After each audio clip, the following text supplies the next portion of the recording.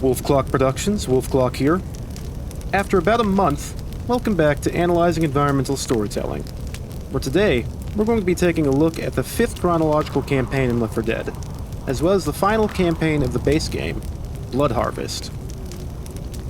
First and foremost, some logistical things. And no, I don't know if I'm using that word right, but it sounds like it fits, so whatever.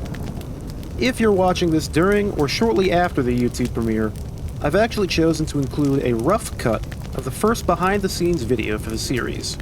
So if you're interested in that, I'd be happy to see you stick around all the way through. I'm doing this as a test right now, so it's not finalized, and I'll be cutting it from the end of the video in a few hours so I can finalize it and release it on its own. But I'd love to hear what you think, and if you'd like to see more of these in the future. Next, and this is a somewhat more serious matter, if you enjoy these videos, I've added a few options for people who would like to send support directly. Namely, a Ko-fi account that I've linked in the description, and the Super Thanks option here on YouTube. I'm currently trying to help out a friend who's facing unemployment and eviction at the end of February, so anything helps. And like always, the easiest way to help out is just to watch, like, comment, share, and subscribe if you enjoy. I'm not just saying that, either. Doing those things literally results in the website paying out higher. Now, with all that out of the way, let's go over a few things that I missed or got wrong in Dead Air that users have pointed out. NDender1703 points out how much of the destruction in Newburgh likely happened over the past few days, considering how many fires are still going throughout the city. I'd be willing to suspend my disbelief for these types of things generally, but they still make a valid point worth consideration. A number of users pointed out that the body that I initially referred to as a pilot was actually a TSA agent. And the much easier answer as to why he's situated the way that he is because he may have gone into the bathroom to hide before deciding to take the easy way out. This is actually an excellent example of why it's good to have more than just one set of eyes looking at these things, because I did not notice that pistol usually spawns alongside this model. Okay, people, we're almost there. Let's keep moving.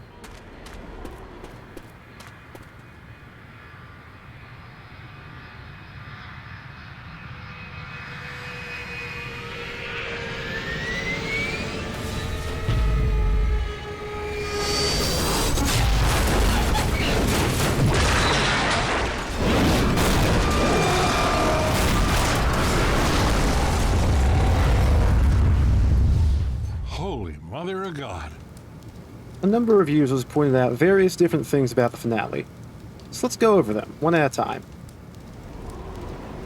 Optimore points out that the awkward way that the crashing pilot attempts to control the plane pretty heavily suggests that the person in the cockpit is likely an individual who's never flown a plane before, possibly attempting to take over after the pilot became infected and/or expired. Hunter Yap also points out the plane being a different color to all the ruined planes around the taxiway suggests that it was probably from a different airport. Primo Dragon Italiano points out that the mismatch between plane parts is likely a result of the fact that plane collisions tend to outright obliterate the majority of the plane, and the one that we watch crash at the end also backs us up. Finally, Covet Meh suggests that the pilot was likely defecting and has been evacuating people under the radar of the military, as there's dialogue from him suggesting that the military has been bombing the city and taking down planes from the sky. This actually explains a huge amount of things we saw, from how low the pilot was flying at the start of the campaign, to potentially another reason why the plane we just watched fall out of the sky fell out of the sky. As always, thank you all very much for the feedback and responses. While I don't always respond or feature all the theories that you guys have, I do love reading them. So never feel afraid to post your own thoughts about how things came to be. Now, with all that squared away, welcome back to Left 4 Dead, and welcome to our 5th campaign, Blood Harvest.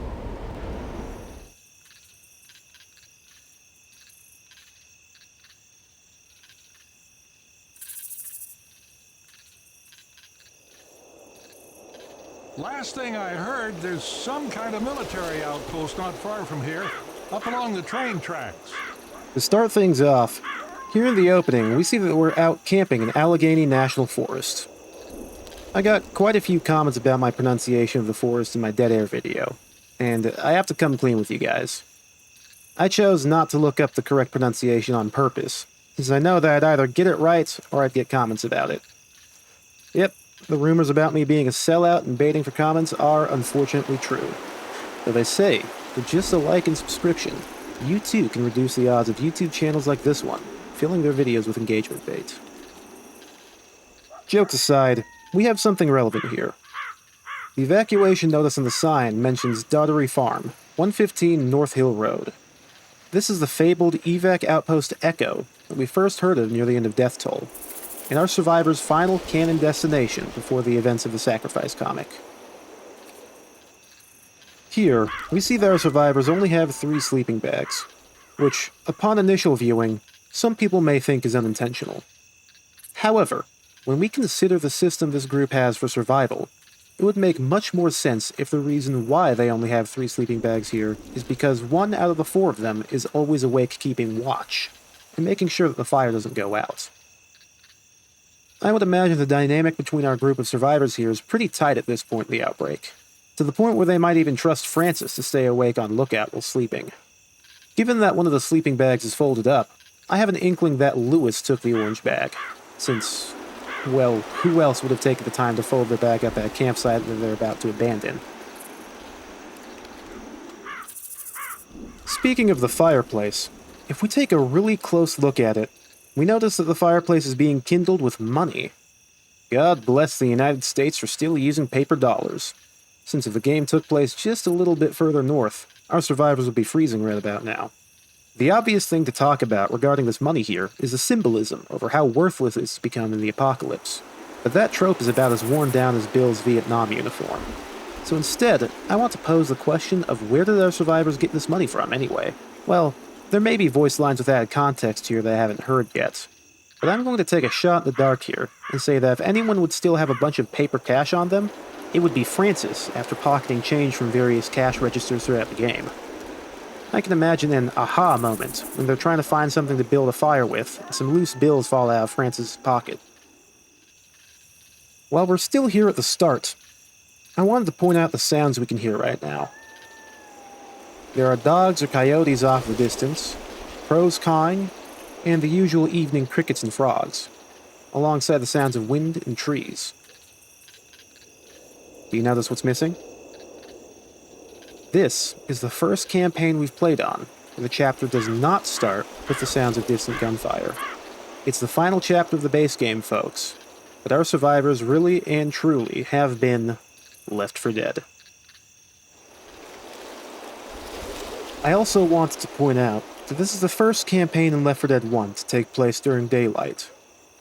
I feel like this is almost a way of the designers suggesting, hey, you've all been through it at this point, but you're almost out of here.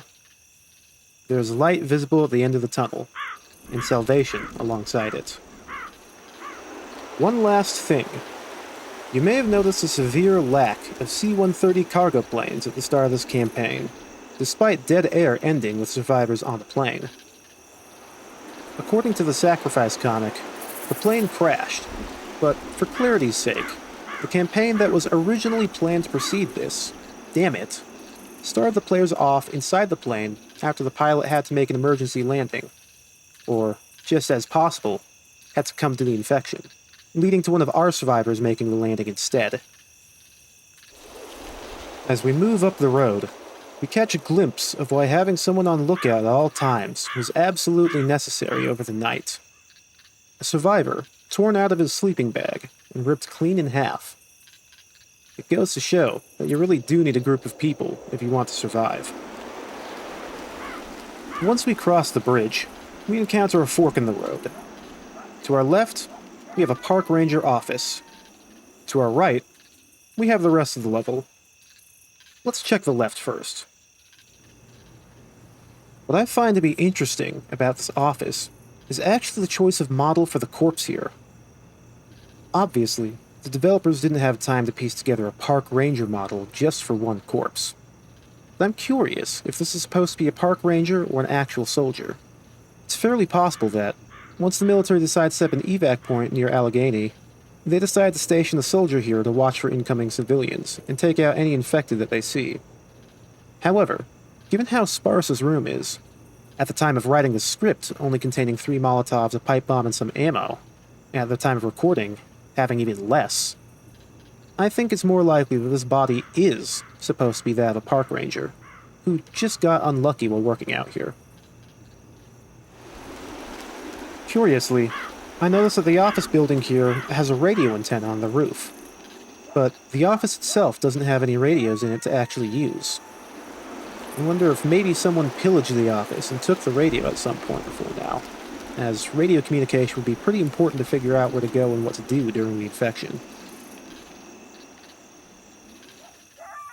As we keep going down the trail to the right, we can see the real villains of Left 4 Dead. Late-stage capitalism, imposing its will with a freight warehouse brushing up against a national park.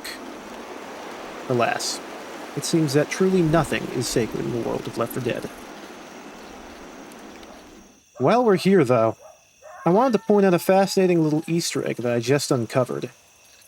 Outside of the safe house, down by the tracks, there are several coal-filled train cars. And if I turn off my flashlight,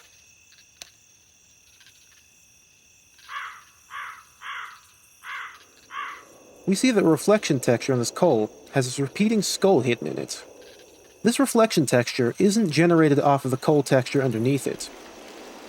Valve games have a long history of hidden skull Easter eggs, so I'm fairly confident that this was an intentional design, not just my brain filling in the gaps about a random smudge. But what do you all think? Let me know if any of you have ever noticed this before, because I had no idea about this before now. As we head into the safe house, we're greeted with a pretty standard, maybe slightly above average safe house made out of what appears to have originally been some sort of unused office or conference room that was probably turned into storage. I say it was unused because this room is pretty worn for wear when we look at the textures used for the walls. Personally, if I were working in a plant like this, I wouldn't be having meetings in a room like this for fear of mold inhalation. All the same, let's have a look around the room and see what stories we can uncover. For starters, the name Echo is no longer something that most players will be able to miss. It's plastered all across the walls, alongside instructions to follow the train tracks. However, one wall already tells us that we're out of luck. As we can see here, underneath the entertaining lines, we have someone else instructing people to head north to Echo, spelt incorrectly, which suggests this line may have been one of the earlier scribbles written on the walls here, since the giant head north to Echo line to the right spells it correctly. Underneath this line, though, we can see that someone's written a warning to not go, saying that the army was swarmed and that the farm is queued. I'm actually not sure what they mean by queued here. Quarantined would be my first guess, but it wouldn't make much sense to quarantine an evac point. It would make more sense to just abandon it after it got overrun. This might be some military language that I don't understand, so if anybody has any ideas that fit it better than quarantine, feel free to share. Over next to the door, we have a few interesting things.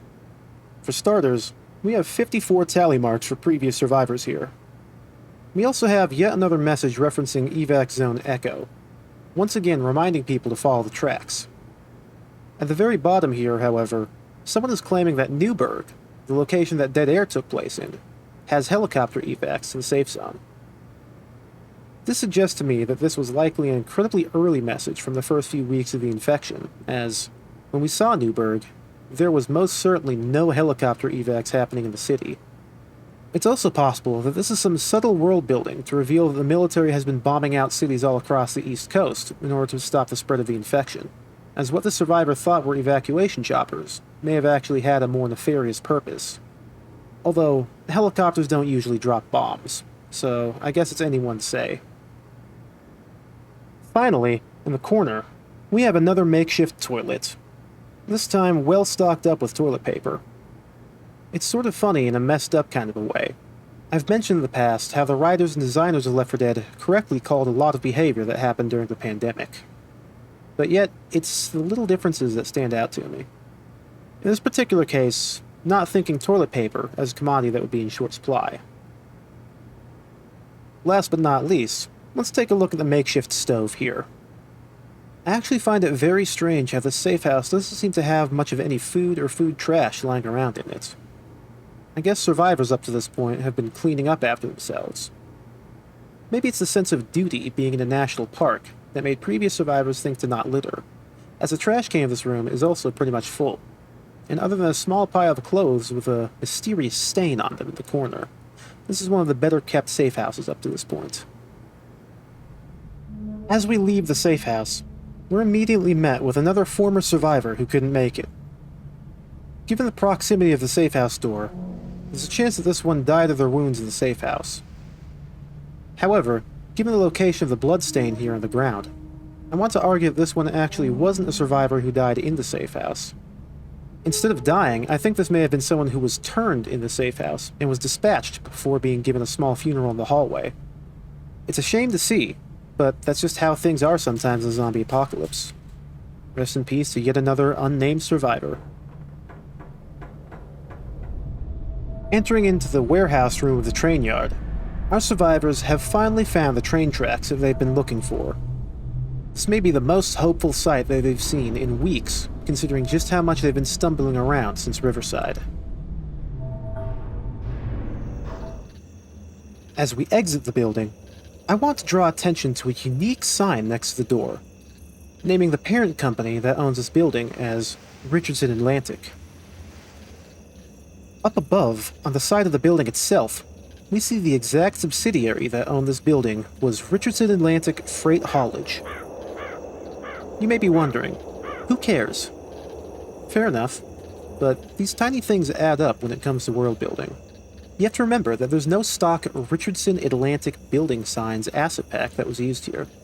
These were all created by an artist at Valve and placed into the world by a mapper aiming to expand upon the world and remind people that they're not just in an arena to fight zombies. They're traversing places where people once lived and worked at. Right here, we see the exact reason why noticing these details is important, because it paints a bigger picture for the world that the player is traveling through. Case in point, we have another Richardson Atlantic trespassing sign in the train tunnel that the player is traversing through. It makes one wonder if this company was some super conglomerate in Pennsylvania that had control of all the surrounding area. Did the company offer up their rail lines for fleeing civilians? Or did they refuse to let anyone in on their property, leaving citizens to fend for themselves when the infection broke out? Did the military have to negotiate with this company to use their rail lines? Or was the company defunct by way of zombie outbreak by the time the military even showed up in Alleghany? These are the types of questions that little bits and pieces of world building leaves for players to think about. As we approach the next safe house already, yeah, this map was extremely short. I wanted to play a quick game here by pointing out things that newer designers sometimes miss. World logic. You can have a player move from point A to point B in a 3D space and finish the level, but in order to design a level that works, you need to make sure that makes sense as an environment as well. For instance, we have this broken down wall with a red light behind it, sparks shooting off from a light above it, an icon that shows that a safe house is here, and a prompt in the response system for player characters to shout, "Hey, there's a safe house up ahead," when you approach. In terms of gameplay, this is excellently designed, as it uses 5 or 6 different things all at once to tell the player to go this way. However, that's just for gameplay. What you need to ask next is, why is there a hole in this wall? What purpose did the hallway on the other side serve? How did people get here before there was a hole in the wall? And all 3 of these questions here have an answer as well. First, the why for the hole in the wall. And this one is pretty simple. We see a derailed train car right next to the hole. I imagine that the train derailed, and the car smashed the hole into the wall before skidding across for a few feet. We even have decals on both this wall and the far wall to support this. Next, what purpose did this hallway serve? Well, simply put, it's a service hallway. We have pipes, a furnace, and the like leading down this hallway until we reach our safe room, which is a locker room for engineers and plumbers to work in the sewers. Finally, how did people get to this hallway before this hole in the wall was here? And you would ought to know at this point that Valve took no half measures when designing this level, because there's an answer for that too. When we look underneath the rubble, we find that there is a door knocked off its hinges, meaning that this giant hole in the wall happened to be made right on top of a pre-existing doorway, Again, these are a lot of nothing observations. Who cares if there's an in-universe explanation for why this hallway exists? However, like I said earlier, all this world building and storytelling adds up. My mentor had the saying about game design, in which 90% of the work to make a game takes 90% of the time, whereas the remaining 10% of the work to make the game also takes 90% of the time. To put this in less esoteric terms, the difference between an okay game and an excellent game is the last 10% of the work, the things that almost no players will ever notice, like this door underneath the rubble or the signs mentioning who owned this tunnel, all add up together in the end to produce a masterpiece.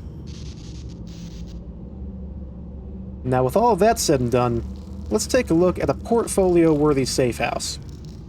Just from a visual standpoint, this room is densely populated, and just giving it a look from a corner of the room, this could be a full-on background. Our two sources of light come from a lamp that somebody's placed on the bench, and the sunlight, reaching through a vent in the center of the room, where a fan slowly rotates. We can see how hazy the room is, with sunlight being visible off of all the fan blades.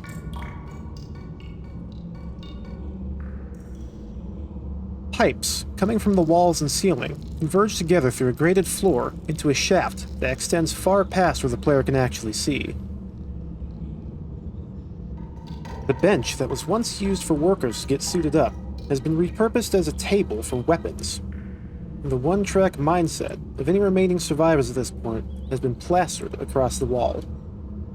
There's no more time for Debbie Downers. There's no more room to write poems or goodbyes or doodles. We're close to our destination now, and there's only one thing in anyone's minds by the time they get here. Echo. The only graffiti in the entire room.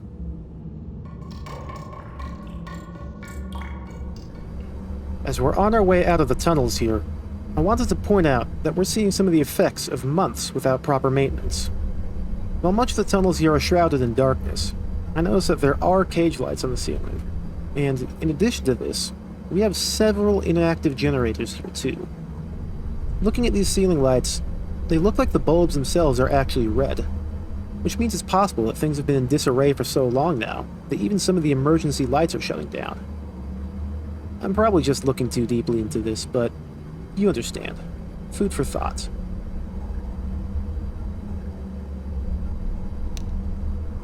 Look at this dude.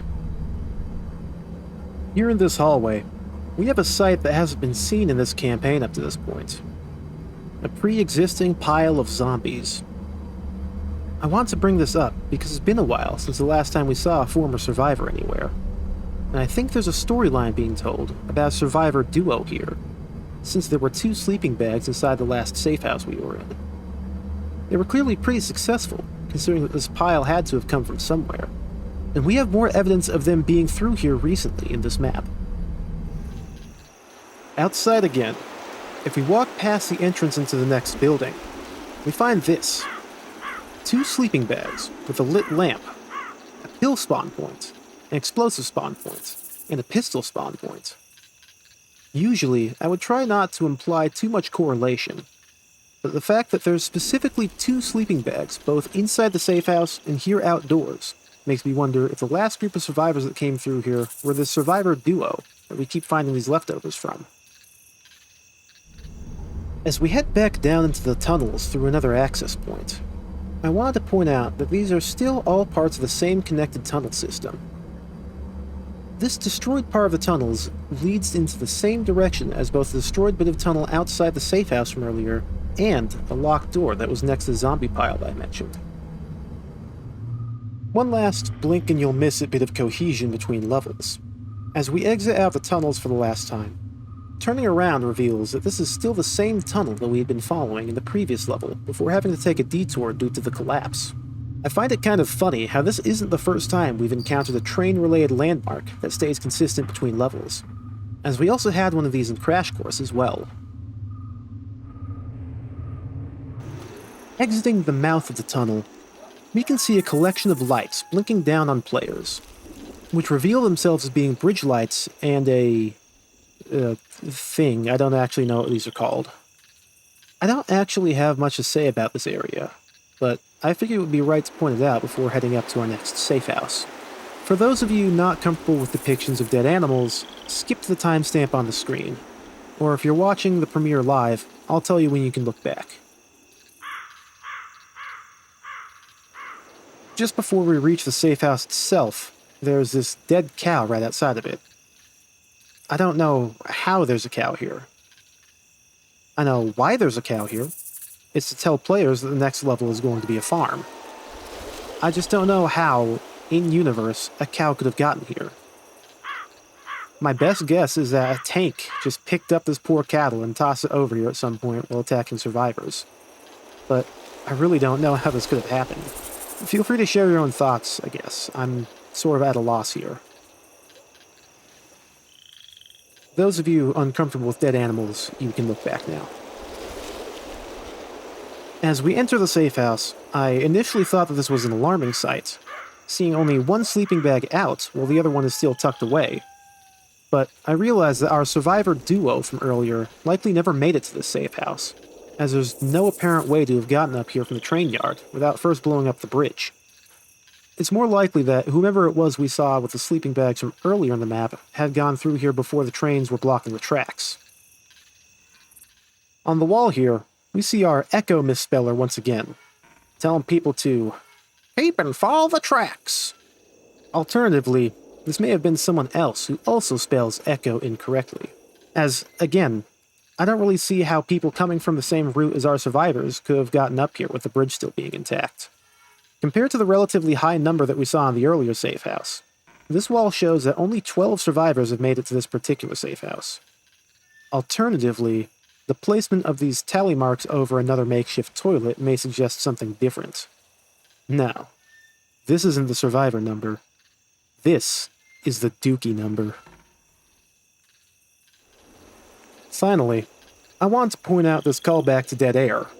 Someone else has once again stated that the airport in Newburgh has been queued, which in this context sounds a little more likely to mean quarantined, because unlike a single farmhouse, an entire international airport could be quarantined in order to keep the survivors inside of it safe.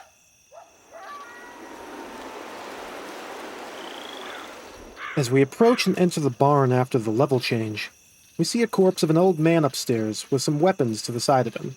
I suspect, given the choice of model here, that this is likely the owner of this barn, and that he was trying to either defend his property or thought he'd be safe upstairs, depending on whether he expired in the early days of the infection or just recently. Given that he seems to be pretty fresh, I'm going to go with the latter, and given the amount of blood that he's laying in, I'm going to say that it was probably a hunter that did him in. Once again, if you aren't comfortable with depictions of dead animals, skip ahead to this timestamp. If you're watching the premiere live, I'll just tell you when you can look back.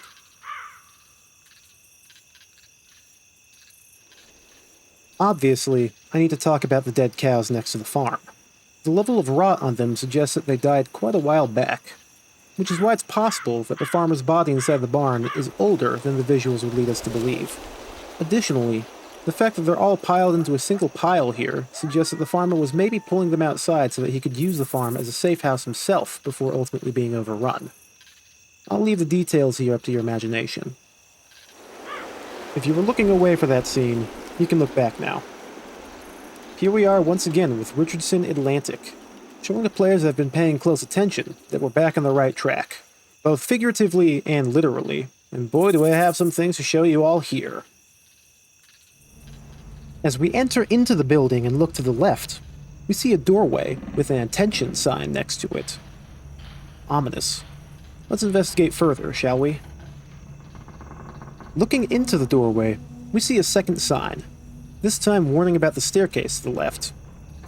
It makes me wonder if this place is OSHA compliant, but I'll save that investigation for someone else. Let's keep going. As we head through the doorway, we see two doors. On the right, we have a door with a very clearly labeled Authorized Personnel Only sign. Whoever worked here did not want people sneaking in. Let's find out why.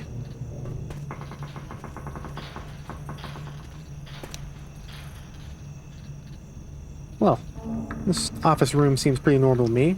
I wonder why... Yes, indeed. On both sides of the doorway that you enter in from, whoever used to work here had numerous pin-ups of scantily clad ladies plastered across the wall. Well, hopefully the pictures themselves are the only things plastered across the wall. I can imagine the level designer here thinking one day, man, you know what would be funny? What if I put up a bunch of warning signs leading to an office where the walls are covered in pinups? A classic gag. You know what's especially funny? This isn't even the only instance of this in this map either. Here, in the next building over, we have an office room with even more pinups of girls on the wall right next to the computer. I guess working on the railroad can be lonely work from time to time. Now, this next section. I would love nothing more than to dive in and talk about the scene that's in this basement. Unfortunately, even though Left 4 Dead is cartoony enough to not have to worry about this most of the time, what we see down here is gratuitous enough that I don't want to risk monetization by showing it directly, so I'll describe it in enough detail that you can get the idea. Well, there's a lawnmower, and someone apparently realized that if you turn a lawnmower over sideways, it becomes an effective tool for clearing out infected. Get the picture?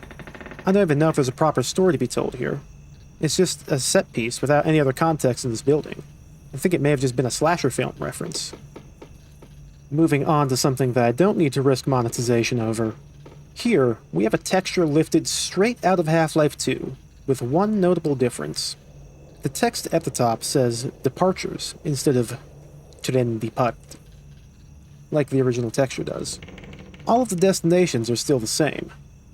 It makes me wonder if this is supposed to be an Easter egg, an outright reference to Half-Life 2, or just a case of somebody thinking that they could use the texture without anyone else noticing. Finally, we've reached the last safe house of the base game before the Sacrifice DLC, which happens to be another train car safe house. We can tell we're in the endgame now, with references all over the place to previous chapters.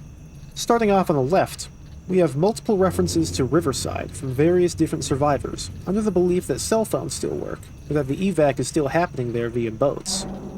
As we all remember, the boat evacuation our survivors had at Riverside didn't quite work out the way we were hoping.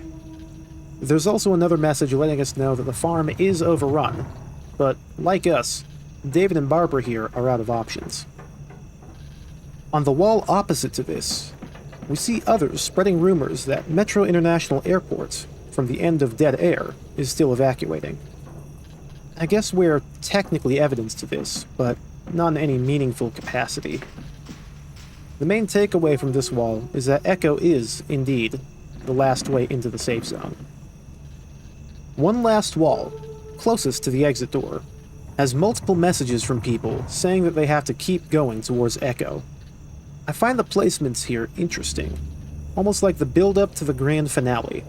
Remember, before the Sacrifice, this was the last campaign of the game. Having the wall closest to the entrance of the safe house being covered in messages reminding the players of the last few places we were in, with the wall next to the exit telling us where we're going, is almost poetic. We're in the endgame now, folks. As we approach the farmhouse, we're greeted with some of the first signs of current, active military in the game. There are a number of these in the finale, and I'll be pointing them out as we go on ahead. Just before dropping down into the field, we have another sign letting survivors know to keep their hands above their head and do as they're ordered to do. This has an obvious practical purpose. Infected wouldn't keep their arms above their head at all times, and even if they did, they would run at military personnel. And if they didn't immediately run at military personnel, they wouldn't respond when addressed.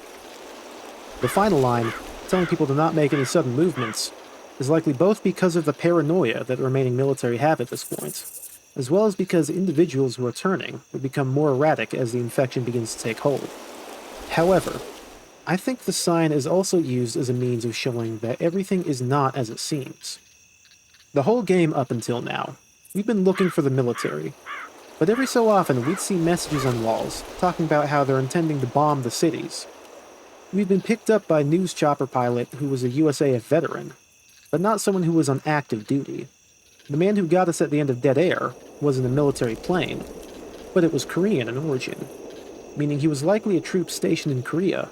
or even someone rescuing people without the military's knowledge. I think that this sign is another subtle hint about what the military actually intends to do with our survivors, and may even be setting up some of the events of the sacrifice. However, we are about to see a very devious piece of storytelling that all but confirms my theories, and something so easily missed. This tractor shows us outright that the military was not out just to save people. At some point, possibly just before this outpost was set up, the military summarily executed the owner of the farmhouse inside his tractor. This is a single bullet hole going towards the driver's side of the tractor. If the driver was shooting from the inside of the tractor, he would have cleared out the glass, or there would have been at least more than one bullet hole. What happened here is clear as day. The farmer was shot and killed, and the tractor kept on reversing until it hit the sprinkler. There's even more to this story, too. As we reach the front door, you'll notice that there's a kicked-down door in the ground, despite there already being one on the hinges. I think there's a good chance here that the military, desperate to find a place to set up an evac zone, decided on this farmhouse, killed the owner, knocked down the front door, and took care of the rest of the family. Then they went up and put a replacement door from the shed or some other such place to give off the outward appearance that they were still working in the people's best interests. This is messed up on its own. Wait till you see the family that they took care of in question. Up the stairs, we find a children's bedroom. Twins, I imagine. The airplane wallpapers and blue sheets suggest boys. The baby doll from Half-Life 2 in the center of the room would suggest otherwise, but hey, I don't judge what toys you give to your kids. In what I can only imagine is probably the master bedroom, we have a crib in the corner. Perhaps this is where the baby doll comes from.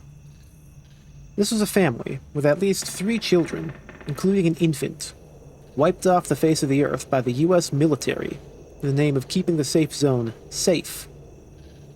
I think, without a doubt, these things show that the writers and designers were slyly and covertly warning us that not everything is as it seems with the military before the release of the Sacrifice comic.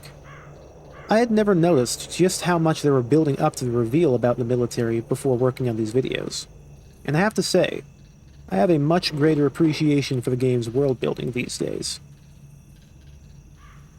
Just a few more things to cover. When we look inside the dining room turned base of operations, we see a map of upstate Pennsylvania, showing us all the previous locations we've been to. At the bottom, we've got Fairfield, the location of No Mercy, leading into a peninsula that Riverside is located in. Across the river on the right, we have Newburgh, and up at the very top, we have Echo Base. However, you'll notice that there's one more overrun sign between Echo and Newburgh, covered partly by a bit of blood. I think I know what this is, and to those of you who've been paying close attention, you might know it too. But this will be a topic for a different episode on a different day. One final thing that I wanted to mention. Off in the corner, we actually have a berm or constructed wall that leads to the safe zone. This is where the military takes us off to during the final cutscene when we're rescued. I never noticed that this was here until very recently, but I find it very interesting that you can just walk up to your intended escape route while trying to fend off the horde. Once again, there are signs warning people to keep their hands over their heads, but so interesting seeing this in a Left 4 Dead map, being the closest that the survivors are to the safe zone throughout the entire game.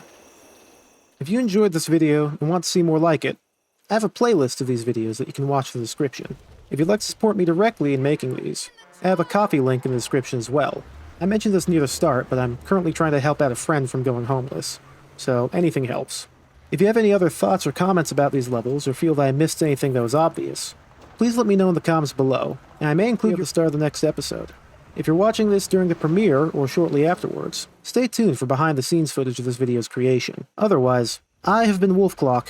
I will see you in the next video, whenever it may be, and thank you for watching.